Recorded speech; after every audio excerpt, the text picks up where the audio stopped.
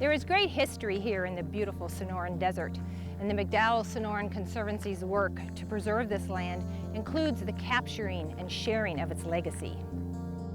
This upper Sonoran region in Scottsdale has benefited and been enriched by women pioneers, women who contributed to the area's art, architecture, ranching, hospitality, preservation, and desert lifestyle. It's important this pioneering legacy isn't lost, to capture the history of women's lives and their roles through the telling of their stories. I go by my maiden name in art, which is Jessie Benton Evans, and that name was my great-grandmother's name as well, and she was also an early Arizona artist. She was born back in about 1860. Well, somehow she landed in Scottsdale and fell in love with it. It was just dirt roads. She decided to spend the rest of her life there painting. She said, "I think that real beauty exists when and where we least expect it in an unrevealed sense, disclosing itself only as we earnestly search for it, thus stimulating our creative faculties.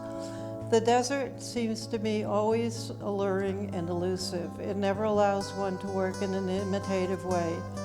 There is a virgin freshness in the barely trodden hills of the Southwest that one misses in tired, worn Europe. I think the colors here are more beautiful than any place I have been. The wide spaces give an uplifted feeling of infinity, the eternity of things."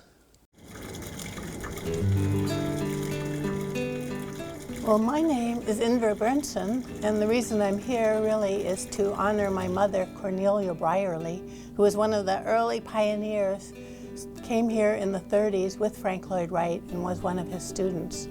Mr. Wright had come to the State Land Department after looking all over the desert, and he finally found this place, and he called it a look over the rim of the world at the base of the McDowell Mountains. And so he brought all of this group out here, and they started building Taliesin West. The men did the heavy construction, and this was all built with one little concrete mixer. Women generally did things like stretch the canvas on frames, which became the roofs of the buildings. And she wrote the following: "There were deer, there were javelina, there were wild burros and wild horses. We also encountered a lot of animals in our sleeping quarters. There were many pack rats that used to come and steal our earrings and leave a pebble in their place. And then they'd take the jewelry out into their nest in a pile of cholla balls. And if you wanted to find your earring, you had to go through some pretty prickly cholla to find it." She really was a person who was a pioneer here at the McDowell Mountain Range. The Guest Ranch was a project of my grandfather's. He had the land out at the Pinnacle Peak area, and we'd take the people out on horseback to this area, and then they'd have either hamburgers or steaks or whatever. Because we had pretty wonderful wranglers, one of them taught me to gallop and canter, and off you'd go, and it was just, you know, the wind in your hair and the feeling of freedom, and it was just, it had this big animal underneath you that was just gliding across the desert, and it was just, that was a special time. I can remember that very well. And I think that was a lot healthier, and being outside, we were always outside, a lot healthier than a lot of things that go on today. In December of '62, my husband Larry got out of the Navy, and so we arrived out here in Phoenix, and we came along Scottsdale Road and didn't see much of anything. You couldn't see another person's home. It was just beautiful Sonoran Desert full of saguaros. The first time I came to Pinnacle Peak and saw that little jagged mountain, I was absolutely amazed, and I wanted to climb up it.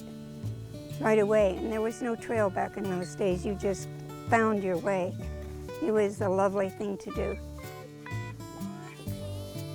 As we moved into the little shack, and it was up on stilts, and we heard this huge rattling underneath the floor, and looked, and there was a very large diamondback. And what was funny about it was my aunt in Illinois had said, if you go to Arizona, you're going to be struck by a rattlesnake and die. And I thought, wow, she was right. So that was the first snake, and we killed it, of course, because we didn't know any better. But after that, we learned to live in harmony with the rattlers and the Gila monsters and the coyotes and javelina and the bobcats, even the mountain lions, because that's what you need to do.